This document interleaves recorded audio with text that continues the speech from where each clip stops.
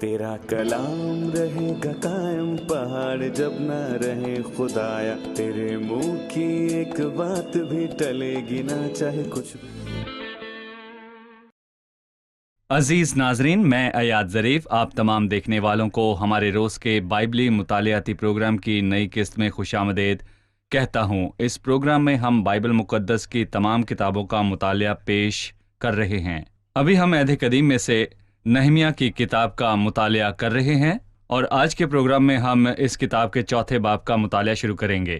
لیکن پروگرام کے باقاعدہ آغاز سے پہلے میں خدا کے خادمین کو خوش آمدید کہوں گا۔ بھائی نہمیہ خوش آمدید۔ بہت شکریہ بھائی اسحاق خوش آمدید۔ جی بہت شکریہ۔ اور اسٹوڈیو میں آئے ہمارے دیگر مہمانوں کو بھی خوش آمدید۔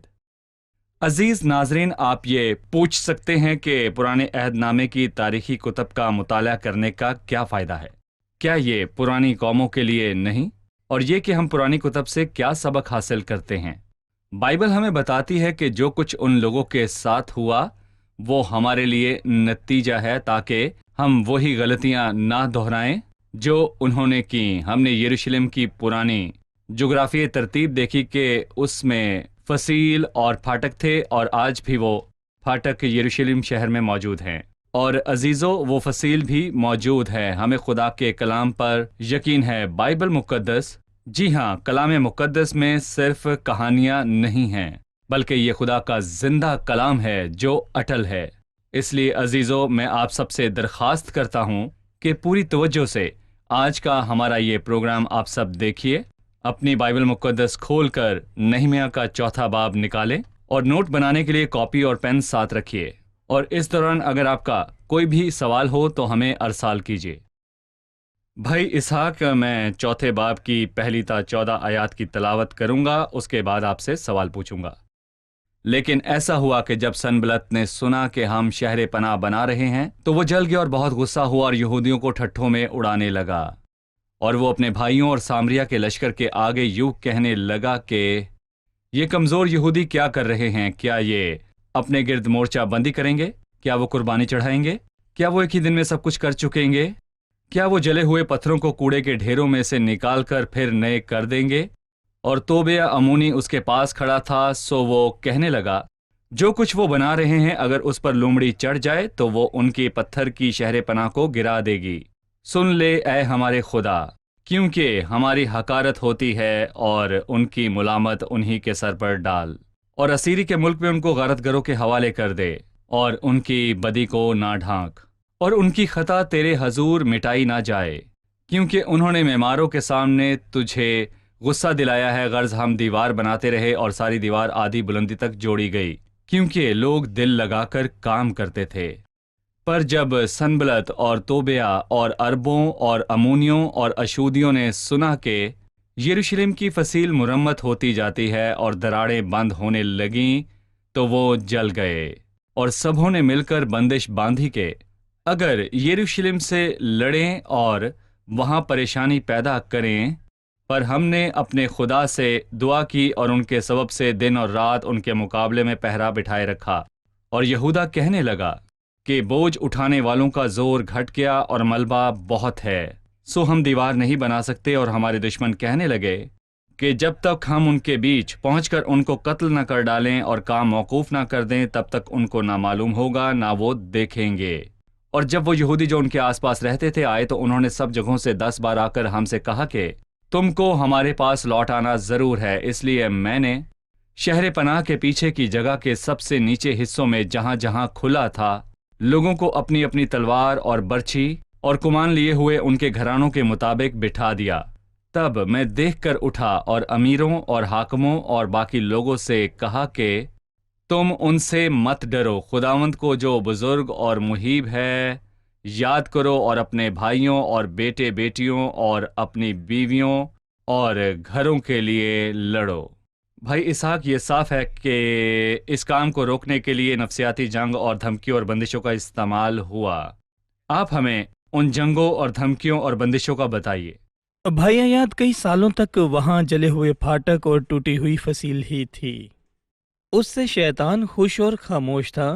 خدا کے لوگوں کی مخالفت کی ضرورت نہیں تھی کیونکہ وہ پہلے ہی روحانی طور پر شکست کھا چکے تھے۔ جب روحانی بحالی شروع ہوئی، جب بحالی اور تازگی آئی، تو ایمانداروں نے مثبت قدم اٹھائے اور خداوند کی آواز سنی اور روحانی کام کیے، جس سے شیطان کو غصہ آیا۔ شیطان کے بہت سے سپاہی ہیں، ہم نے 3 کو دیکھا، یہ سنبلت اور توبیہ اور چشم تھے، اور یہ ایمانداروں کے دشمنوں کو ظاہر کرتے ہیں، اور یہ بھی کہ شیطان رکتا نہیں ہے، کیونکہ میرے لیے ایک واضح اور کارآمد دروازہ کھلا ہے اور مخالف بہت سے ہیں۔ مخالفین نے مختلف طریقوں اور مرحلوں کا استعمال کیا، انہوں نے ان کو ٹھٹوں میں اڑایا۔ آپ نے بتایا یہ ایک نفسیاتی جنگ ہے کہ یہ لوگوں کا حوصلہ توڑیں اور ان کو محسوس ہو کہ وہ کچھ نہیں کر سکتے، کہ وہ کمزور ہیں اور جو انہوں نے شروع کیا اس کو مکمل کرنے کے قابل نہیں ہیں۔ سنبلت جل گیا، اس کو غصہ آیا کیونکہ اس کو لگا کہ ان کی اہمیت بڑھ جائے گی۔ ہم نہیں چاہتے کہ کوئی دوسرا اہم بنے۔ جی، یہ جلن ہے۔ وہ اس سے جل گئے تھے کہ خدا کے لوگ پھر اٹھ کر کھڑے ہو گئے ہیں۔ اس نے کہا، یہ کمزور یہودی کیا کر رہے ہیں؟ کیا وہ یہ سب کچھ کر جائیں گے؟ نہیں، وہ اسے جاری نہیں رکھ سکتے۔ کیا وہ قربانی چڑھائیں گے کہ دیوار کو محفوظ کریں؟ نہیں، ایسا نہیں ہوگا۔ کیا ایک دن میں کام کر لیں گے؟ نہیں، اس کے لیے سالوں چاہیے۔ یہ ان پر ظاہر تھا، لیکن بھائی ایاد، میں یہاں پر کہنا چاہوں گا کہ توبیہ نے کہا، پریشان نہ ہو، ان کو دیوار بنانے دو، اس پر ایک لمڑی بھی چڑھ جائے تو وہ دیوار گر جائے گی۔ یعنی اس کا کہنا یہ تھا کہ اگر یہ کام کر بھی جائے تو ان کی دیوار اتنی مضبوط نہیں کہ وہاں کھڑی رہے، وہ گر جائے گی۔ مطلب آج کل کی زبان میں اس کو سرد جنگ کہتے ہیں۔ یہاں کوئی گھوڑے اور ہتھیار اور حملہ نہیں ہے، لہٰذا اس سے ہمیں اپنی روحانی زندگی اور جنگ کے لیے سبق ملتا ہے۔ کبھی کبھار شیطان شیر ببر کی طرح آتا ہے اور کبھی سانپ کی طرح۔ ہم ہوشیار رہ کر خود کو خداوند میں کیسے محفوظ رکھیں؟ جی بھائی ایاد، اصل میں اس کہانی سے اہم سبق ملتا ہے کہ جب شیطان مجھ پر شدید حملہ کرے، اس کا مطلب ہے روحانی طور پر صحیح سمت میں ہو۔ آپ سامعین سے کہیں گے کہ جب میں ٹی وی پر ایک عام پروگرام دیکھوں تو اس کو کچھ نہیں ہوتا، پر جب اس پر مسیحی یا بائبلی پروگرام دیکھوں جیسے کہ کل الکتاب، تو ٹی وی چلنا بند ہو جاتا ہے، بجلی چلی جاتی ہے یا اور کچھ ہو جاتا ہے۔ آج کل سب جوانوں کے پاس گھر پر کمپیوٹر موجود ہیں، اس پر کوئی اور پروگرام لگاؤ یا گیمز کھیلو یا وہ بالکل صحیح چلتا ہے، لیکن اگر کوئی روحانی چیز کریں یا اس کو دیکھیں تو وہ بند ہو جاتا ہے، وہ کام نہیں کرتا۔ بہت سی ایسی چیزیں ہیں، ہزاروں مثالیں ہیں، اس سے پریشان نہ ہوں بلکہ یقین کریں۔ ایک گیت کا مصرع ہے کہ بہت سی جنگیں فتح کی نشانی ہیں۔ اگر میں غلط ہوتا تو کیا شیطان مجھ پر حملہ کرتا؟ بلکہ وہ تو مجھ سے خوش ہوتا۔ پر جیسے ہی میں صحیح کام کروں جس سے خدا کو جلال ملے تو شیطان اور اس کے سپاہی مجھ پر حملہ کرتے ہیں۔ دراصل میں نہمیہ کے رد عمل کی تعریف کرتا ہوں۔ آپ نے تیار ہونے کی بات کی، نہمیہ تیار تھا کیونکہ وہ خدا پر بھروسہ رکھتا تھا، اس لیے جب وہ اس کے پاس آئے تو اس نے ان کو جواب نہیں دیا۔ بھائی ایاد، کبھی کبھی ہم یہ غلطی کرتے ہیں، اکثر طنز ہمیں مجبور کرتا ہے کہ کوئی ایسا عمل کریں اور خداوند کی خدمت کرتے ہوئے غصہ کریں کہ یہ ہمارے ساتھ ایسا کیوں کر رہے ہیں، ہم نے ان کے ساتھ کیا کیا ہے، وہ ایسے کیوں کہتے ہیں، تو ہم اس جنگ میں شامل ہو جاتے ہیں کہ ان کو کیسے جواب دیں، اور ہماری توجہ اس پر رہتی ہے کہ لوگوں نے کیا بولا، آپ نے میرے بارے میں کیا کہا، میں نے آپ کے بارے میں کیا کہا۔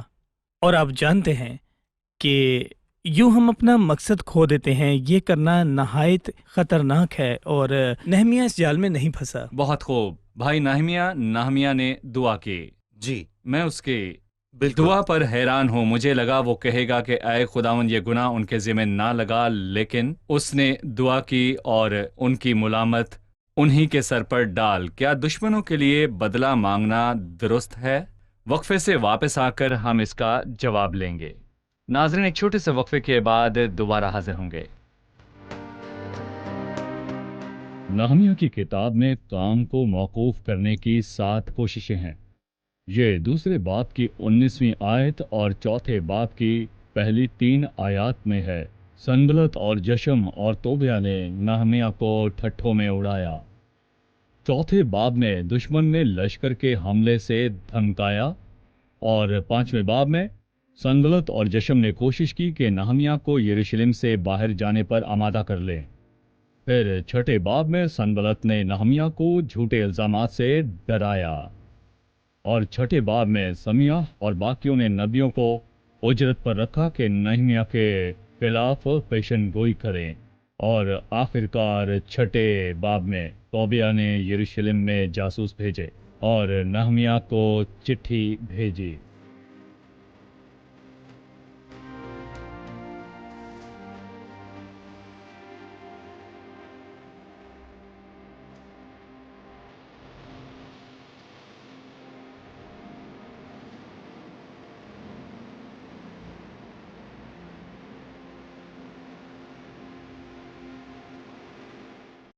ایک بار پھر سے خوش آمدید۔ ابھی ہم نہمیہ کے چوتھے باب کا مطالعہ کر رہے ہیں۔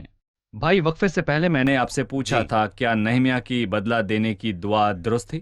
در حقیقت چوتھی آیت میں نہمیہ نے خداوند سے کہا، سن لے اے ہمارے خدا، یعنی ان کی باتیں سن، کیونکہ ہماری حقارت ہوئی ہے، اور ان کی ملامت انہی کے سر پر ڈال، اور اسیری کے ملک میں ان کو غار تاگروں کے حوالے کر دے، اور ان کی بدی کو نہ ڈھانک، اور ان کی خطا تیرے حضور مٹائی نہ جائے، کیونکہ انہوں نے معماروں کے سامنے تجھے غصہ دلایا ہے۔ اور میں کہوں گا کہ ہمیں یہ یاد رکھنا ہے کہ نہمیہ کی دعا شریعت کے مطابق تھی، اور شریعت میں راست باز لوگوں نے بدلہ مانگا۔ کیونکہ دوسرے لوگ خدا کے جلال سے جلتے تھے۔ اس کی وجہ دیکھیں، یہاں پر ہم دیکھتے ہیں کہ نہمیہ نے بدلہ مانگا کہ خداوند، انہوں نے تجھے غصہ دلایا، تیرے خلاف گناہ کیا، اور وہ یہاں پر خدا سے کہتا ہے کہ اس لیے اپنا جلال ظاہر کر اور ان کو بدلہ دے۔ پر میں کہوں گا کہ یہ نئے عہد نامے کی روح سے مختلف ہے۔ ہم فضل کے دور میں رہ رہے ہیں، اور مسیح نے کہا، اپنے دشمنوں سے محبت رکھو اور اپنے ستانے والوں کے لیے دعا کرو۔ اور ہم یہاں پر دیکھتے ہیں کہ نہمیہ دعا کرتا ہے، لیکن وہ بدلہ مانگتا ہے۔ لیکن یہاں پر سوال یہ ہے کہ ہم بدلے کے لیے دعا کیوں نہیں کر سکتے؟ کیونکہ یہ بائبل کی تعلیم ہے۔ بھائی، کیا یہاں پر نئے اور پرانے عہد نامے کے بیچ تضاد ہے، یا انسان کی قابلیت میں فرق آیا کہ وہ نئے عہد نامے میں بدلہ نہ مانگے بلکہ وہ معاف کر دے؟ دیکھیں بھائی، میں کہوں گا دونوں باتیں ہیں۔ جب ہم فضل کے دور میں رہ رہے ہیں تو یہ شریعت سے بالکل مختلف ہے۔ میں کہوں گا کہ کیونکہ نئے عہد نامے میں ایماندار کی فطرت بالکل مختلف ہے، کیونکہ ایماندار میں خدا کا پاک روح بستا ہے کہ وہ مسیح کی مانند بنے، اور مسیح نے صرف اس کی تعلیم ہی نہیں دی بلکہ صلیب پر اس کی مثال بھی دی ہے۔ اے باپ، ان کو معاف کر، کیونکہ یہ نہیں جانتے کہ کیا کرتے ہیں۔ اور میں پھر سے یہ بات کہوں گا کہ بائبل ہمیں کبھی بھی بدلہ مانگنے کی تعلیم نہیں دیتی۔ خدا فرماتا ہے، انتقام لینا میرا کام ہے، بدلہ میں ہی اور دوں میں گا۔ ہی بدلہ دوں گا۔ بلکہ سکھایا کہ اور دوسروں پر مہربان اور نرم دل ہو، اور جس طرح خداوند نے مسیح میں تمہارے قصور معاف کیے ہیں، تم بھی ایک دوسرے کے قصور معاف کرو۔ شریعت میں لکھا ہے کہ اپنے پڑوسی سے محبت رکھو، پر فضل میں انسان خدا سے پیدا ہوا اور اسے چاہیے کہ پڑوسیوں کے ساتھ ساتھ دشمنوں سے بھی محبت رکھے۔ کیا ایسا ہی ہے؟ ہم دو اور باتوں کا اضافہ کرتے ہیں۔ پہلی، پرانے عہد نامہ میں شریعت کے دور کی برکتیں زمینی تھی، تو زمین کے معاملہ پر تنازع یعنی دشمنوں سے لڑنا اور باقاعدہ ہتھیاروں کے ساتھ فتح یا شکست پانا نئے عہد نامہ میں روحانی برکتیں ہیں۔ ہماری کشتی خون یا گوشت سے نہیں ہے۔ دوسری اور آخری چیز، صحیح۔ پرانے عہد نامہ میں دیندار لوگ مسیح کے منتظر تھے، اور جو آخری وقت پر آ کر دنیا پر سلطنت کرے گا، اس لیے یہ دشمنوں سے انتقام لینے سے منسلک ہے۔ اور آج فضل کے دور میں ہمیں انتظار ہے کہ مسیح آ کر کلیسیا کو آسمان پر لے جائے، یہ نجات سے منسلک ہے۔ یعنی آج ہم بدلہ نہیں مانگتے، پر ہم تو روحوں کی نجات اور مسیح کی آمد کے منتظر ہیں، کیونکہ دیکھیں گے فضل کا دور ہے اور ہم مسیح کے منتظر ہیں۔ یہ مسیح کے صبر کا دور ہے۔ مسیح اس سب بے عزتی کے باوجود صبر سے کام لیتا ہے، تو ہم جی، صبر کریں اور بالکل لوگوں صحیح۔ سے محبت رکھیں۔ پر خدا برائی کا بدلہ دیتا ہے۔ بالکل صحیح۔ عدالت کا دن آئے گا، اور لکھا ہے جس طرح آدمیوں کے لیے ایک بار مرنا اور اس کے بعد عدالت کا ہونا ضرور مقرر ہے۔ جی، چلیے مہمانوں کا سوال لیتے ہیں۔ جی، کس کا سوال ہے؟ 9वीं आयत में लिखा है, पर हमने अपने खुदा से दुआ की और उनके सबब से दिन और रात उनके मुकाबला में पहरा बिठाए रखा। नेहमिया ने दुआ की और पहरा बिठाया। क्या दुआ काफी नहीं थी? क्या पहरा बिठाना ईमान के खिलाफ है? भाई ये सवाल जायज है, क्या दुआ काफी नहीं? नहमिया ने दुआ की और पहरा बिठाया, क्या उसे दुआ पर यकीन नहीं? जैसे आपने कहा कि शैतान मुख्तलिफ तरीकों से आता है। पहले वो चालाक सांप की तरह आया कि नफसियाती लड़ाई करे। जब उसने काम न किया तो शेर बब्बर की तरह आया। ये वो लड़ाई है जहां हमें हथियार इस्तेमाल करना है। सवाल ये है कि नहमिया ने हथियार पर तकिया किया या खुदावंद पर। और उसने पहले दुआ की फिर पहरा बिठाया तो उसने खुदावंद पर तकिया किया। उसका इनसार का मतलब ये नहीं कि उन आलात का इस्तेमाल ना करे जो खुदा ने दिए हैं। उसको वाजिया करने के लिए एक अमली मिसाल है। मैं किसी बीमारी से बीमार हूँ और मुझे यकीन है कि खुदावंद दुआ के बगैर भी मुझे शिफा दे सकता है। मेरा ईमान है, पर खुदावंद दवा का इस्तेमाल करता है। अगर मैं उसको ले लूँ तो क्या मेरा ईमान नहीं कि खुदावंद मुझे शिफा देगा? खुदावंद दवा को भी इस्तेमाल करके मुझे शिफा देता है। ये ऐसा ही है, सिर्फ मुझे दुआ ही नहीं करनी चाहिए, जबकि खुदा ने खुद इस वक्त हथियार के इस्तेमाल की इजाज़त दी थी, क्योंकि बरकतें ज़मीनी थीं और जंग हथियारों के साथ ही होती थी। देखें, खुदावंद ने उनको हथियार दिए, उन्होंने दुआ कर कर उन पर भरोसा किया। लिहाजा हम सबको अपनी काबिलियत का इस्तेमाल करना चाहिए, पर खुदा से जुदा होकर नहीं। बिल्कुल हम खुदा पर तकिया करें क्योंकि उसने हमें इस काबिल बनाया। सही। भाई नहमिया दूसरी आयत में लोगों के लिए मनफी बात है और लिखा है, ये कमज़ोर यहूदी क्या कर रहे हैं।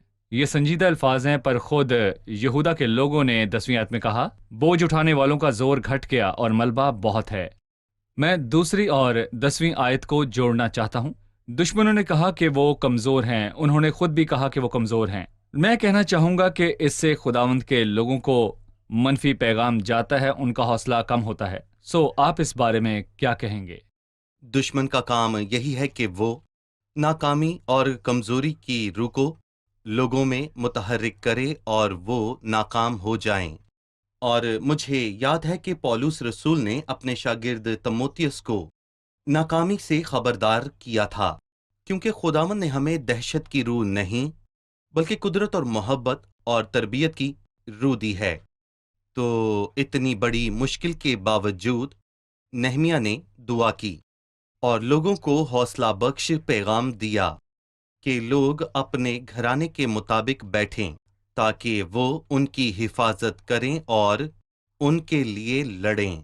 और इस तरह दुश्मन की धमकी ज़ाया हुई। दरअसल दुश्मन हमेशा बाहर से हमला करता है, पर वो गुस्से और गम के जरिए अंदर से भी हमला करता है, और वो कमजोरी और नाकामी और काम को नामुकम्मल करने की रूह को भेजता है।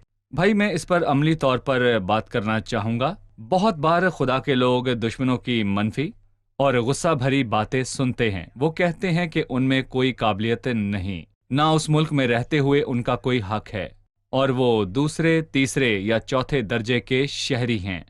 अब मसला तब आता है जब मसीही जिसका ताल्लुक खुदा से है वो उन बातों पर यकीन करे और अपने गैर ज़रूरी किरदार से मुतमिन होकर मसीह में अपनी अहमियत को भूल जाए। जी, लिहाजा आज के मसीहियों को आप क्या तंबीह करेंगे?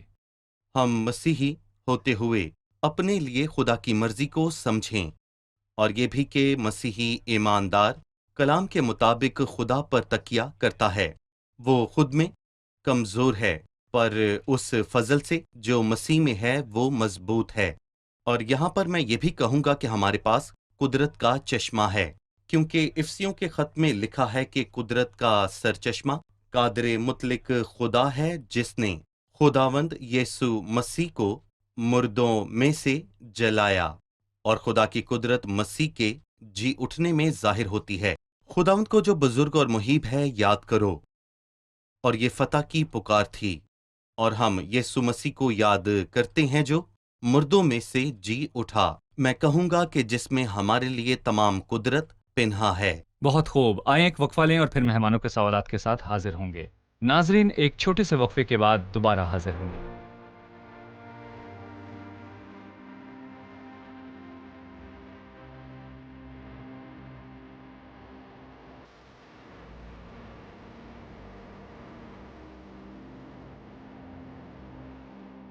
भाई इसहाक, हमें 15वीं आयत से बाब के आखिर तक कुछ सबक सीखना चाहिए कि नहमिया के पहरा बिठाने के बाद सब काम कैसे हुआ। हमें इससे कुछ सबक हासिल करना चाहिए। छठी आयत में लोगों के बारे में लिखा है, लोग दिल लगाकर काम करते थे। जब ये रूह हो तो कोई ऐसी मुश्किल नहीं जिसे वो पार ना कर सकें।